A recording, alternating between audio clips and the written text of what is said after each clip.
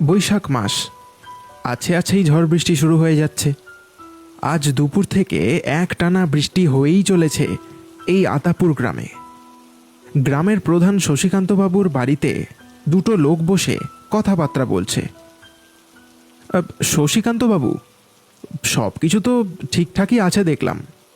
এবছর তো আপনাদের গ্রামে বেশ ভালোই ফসল ফলেছে দেখছি, বৃষ্টির জলও ঠিক সময় পেয়েছে, কোনো চিন্তার বিষয় নেই। এবার এবার এই বৃষ্টিটা থামলে হয় এখন। বেশ বেশ, তবে তবে এই বাদলায় আজ বাইরে না বেরোনোই ভালো। না না, তা কি করে হয়? আজ আমাদের বাড়ি ফিরতেই হবে। কাল সকাল সকাল দপ্তরে গিয়ে সব খবর দিতে হবে যে। প্রধান একটু যেন গুম মেরে গেলেন। এই যা ঝড় বৃষ্টি শুরু হয়েছে, কখন থামবে কে জানে। তার ওপর এই বাদলার সন্ধেতে কোনো যানবাহনের দেখা মিলবে কিনা তা নিয়েও সন্দেহ রয়েছে। অমল আর প্রহ্লাদ আজ সকালে এই গ্রামে এসেছিল। তারা কৃষি বিভাগের তরফ থেকে এই গ্রামে এসেছে। ফসল ঠিকঠাক ফলছে কিনা বা গাছপালার কোনো রোগ হচ্ছে কিনা ইত্যাদি এসব দেখতেই এসেছিল তারা।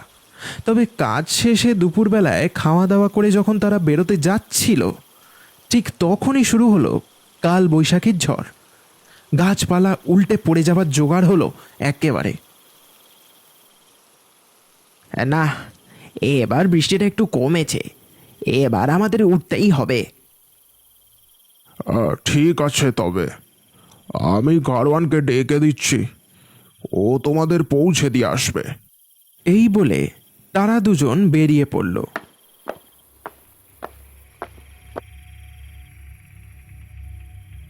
প্রধানমশাই একটা গরুর গাড়ি ডেকে দিলেন।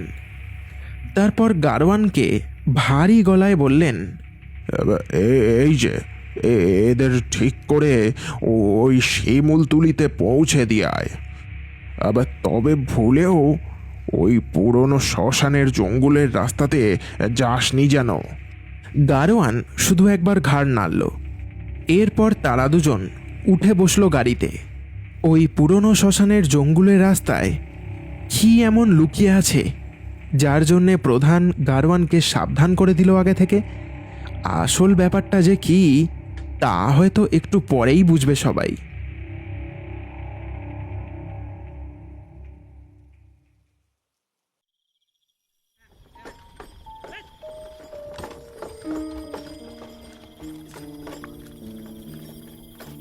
বৃষ্টিটা পুরোপুরি থেমে গেছে এবার। এদিক ওদিক জল কাদায় থই থই করছে। গাছপালাগুলো ঝড়ের দাপটে একদিকে কাত হয়ে পড়েছে। কি সাংঘাতিক ঝড়টাই না হলো! উফ বাবা, এবার ভালোয় ভালোয় বাড়ি পৌঁছাতে পারলে ভালো। হঠাৎ গরুর গাড়িটা চলতে চলতে থেমে দাঁড়ালো। কি হলো হে, থামলে কেন? আগে নেমে পড়েন বাবুরা, গাড়ি আর আগে এগোবেনি। মানে আগে এগোবে না মানে? অমল আর প্রহ্লাদ কি ব্যাপার হলো সেটা দেখার জন্য গাড়ি থেকে নেমে পড়ল। তারপর গাড়োয়ানের কাছে গিয়ে দাঁড়াতেই দেখল একটা বড় আকারের গাছ রাস্তার মাঝে উল্টে পড়ে আছে। গাছটা বিশাল আকারের, কোনো মানুষের পক্ষে এটা সরানো সম্ভব নয়। হাতি ডেকে এনে এটাকে সরাতে হবে। এই রে যা, এবার কি হবে? সেটাই তো ভাবছি। বাবুরা, আপনারা এক কাজ করেন, আমার সাথে কর্তার বাড়ি ফিরে চলেন, আর না হয় পায়ে হেঁটে এ পথ ধরে চলে যান। ফিরে যাবার তো কোনো প্রশ্ন ওঠে না, আর পায়ে হাঁটলে যে সারা রাত ধরে হেঁটেই যেতে হবে। শিমুলতলি এখনো প্রায় মাইল পাঁচেক পথ। প্রহ্লাদে যেন কিছু একটা মনে পড়ল। আজ প্রধানমশাইয়ের বাড়ি থেকে বেরোনোর সময় সে একটা কথা শুনেছিল। প্রধানমশাই গাড়োয়ানকে যেন কোনো রাস্তার কথা বলে বারবার সাবধান করছিল। আচ্ছা, প্রধান মশাই তখন তোমাকে কি যেন একটা জঙ্গলের রাস্তার কথা বলছিল? ও রাস্তা দিয়ে কি কোনো পথ আছে যাবার? গাড়োয়ান তার এই কথা শুনে যেন চমকে উঠল। বাবু, ও রাস্তা দিয়ে যাওয়ার পথ আছে, তবে তবে ওখানে যাবার সাহস আমার নেই। জায়গাটা একদমই সুবিধের না। ওখানে রক্ত পিশাচের বাসা আছে। কি রক্ত পিশাচ? হাসি পাচ্ছে তোমার কথা শুনে। শোনো, আমাদের আজ শিমুলতলিতে যেভাবেই হোক পৌঁছতে হবে। তোমার যা ভাড়া আমরা তার 5 গুণ দেব। ওই জঙ্গলের রাস্তাটা দিয়েই নিয়ে চলো আমাদের, এছাড়া যে আর কোনো উপায় নেই। বলে কি লোকটা 5 গুণ ভাড়া দেবে? ভেবেই গাড়োয়ানের মন যেন ফুরফুরিয়ে উঠল। আজ অবধি এরম প্রস্তাব সে কোনোদিনও পায়নি। এই সুবর্ণ সুযোগটা সে কোনোভাবেই হাতছাড়া করবে না। বাবুরা, আপনারা যে বড়ই মুশকিলে ফেললেন আমাকে দেখছি। কি আর বলি, আপনার প্রস্তাবটা না চাইতেও মেনে নিতে হবে আমাকে। ঠিক আছে, এবার এবার তাড়াতাড়ি উঠে বসুন। তারা আর কথা বাড়ালো না, তাড়াতাড়ি উঠে পড়ল গাড়িতে। গাড়িটা চলতে শুরু করলো ওই রাস্তার উদ্দেশ্যে।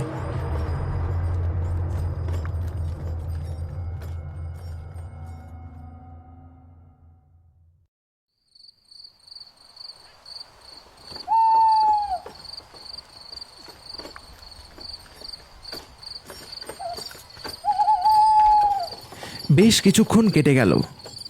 তারপর গরুর গাড়িটা একটা জঙ্গলের রাস্তা ধরল। দুপাশে বড় বড় গাছপালা, আকাশটাও ঠিক মতো যেন দেখা যাচ্ছে না এখন।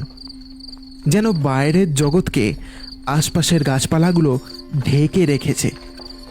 আশপাশের হাওয়াটাও কেমন যেন ভারী হতে শুরু করেছে এবার। বলদগুলো যেন আগে এগোতেই চাইছে না। কি হে প্রহ্লাদ, কি মনে হয় আজ অক্ষত অবস্থায় বাড়ি পৌঁছতে পারবো তো নাকি? হ্যাঁ, আর রসিকতা না করলেই নয়। দেখছো না চারপাশটা কেমন যেন ঝিম মেরে আছে। ভালোয় ভালোয় এই জঙ্গলটা পেরোতে পারলে হয় এবার। প্রহ্লাদের কথা শেষ হতে না হতেই একটা কাণ্ড ঘটে গেল। দূরের একটা ঝোপের আড়াল থেকে কিছু একটা যেন উড়ে এলো গাড়িটার দিকে। গাড়ির চালে ঝপ করে একটা কিছু পড়ার শব্দ হলো। গাড়োয়ান সঙ্গে সঙ্গে গাড়িটা থামিয়ে দিল। এই এই এই- এই কিসের কিসের শব্দ হলো ওটা? গাড়োয়ানের পাশে জ্বলতে থাকা লণ্ঠনটাও হঠাৎ করে নিভে গেল। প্রহ্লাদ আর অমল গাড়ি থেকে নেমে দেখল একটা খুলি কোথার থেকে উড়ে এসে পড়েছে গাড়িটার চালে। এ কি কি কি আশ্চর্য! এটা তো একটা মানুষের খুলি। কোথা থেকে এলো এটা? কি কি কি কি কি কি কি খুলি? ওরে বাবা রে!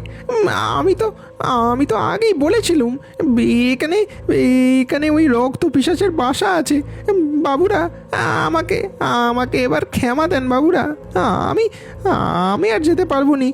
আমি আমি আমি আমি আমি চললুম। আপনারা আপনারা পিরানে বেঁচে গেলে আবার দেখা হবে।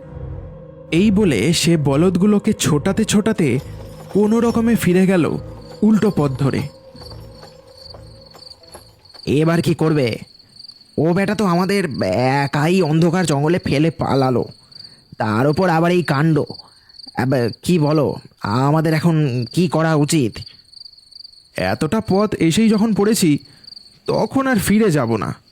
আমি বলছি শোনো, এখানে কোনো পিশাচ টিশাচ নেই। সবই ওই মানুষের কারসাজি আর কি। নিশ্চয়ই কেউ ইচ্ছা করে লোককে ভয় দেখানোর জন্য এসব করছে। তাই হবে হয়তো। সামনেই তো শ্মশান, প্রধান মশাইয়ের মুখেই শুনেছিলাম তখন। শ্মশানে তো এমন হাড়গোড় আর মানুষের খুলি পড়েই থাকে।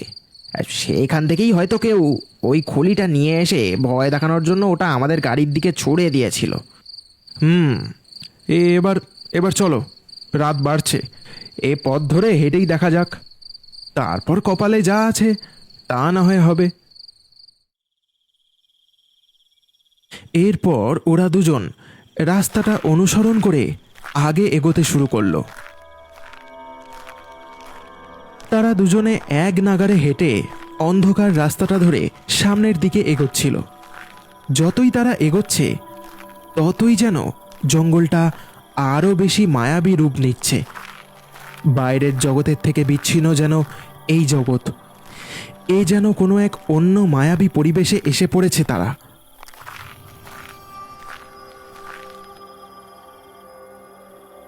হঠাৎ প্রহ্লাদ থেমে দাঁড়ালো। সে একটু আগেই কাউকে একটা ছুটে পালাতে দেখেছে পাশের ওই কালো অন্ধকার ঝোপের আড়াল দিয়ে। কি হে, কি হলো? ওভাবে দাঁড়িয়ে পড়লে যে? না না, আমার আমার কেমন যেন মনে হলো কে যেন ওই ঝোপগুলোর আড়াল দিয়ে দৌড়ে পালালো। আরে না না, ওসব মনের ভুল। ও কোনো শিয়াল টিয়াল হবে হয়তো। চলো চলো, পা টেনে না গেলে যে এ জঙ্গল ছেড়ে বেরোনোই যাবে না। তারা আবারও হাঁটতে শুরু করলো। মশ মশ শব্দ করে স্যাঁতস্যাঁতে ভিজে মাটির ওপর এক নাগাড়ে চলেছে তারা। আকাশে আবারও ঘন কালো মেঘ জমতে শুরু করেছে। এই রে, আবার বাদলা নামবে বলে মনে হচ্ছে। সঙ্গে ছাতাপত্তরও তো নিয়ে বেরোয়নি। হঠাৎ পিছন থেকে খসমস করে শব্দ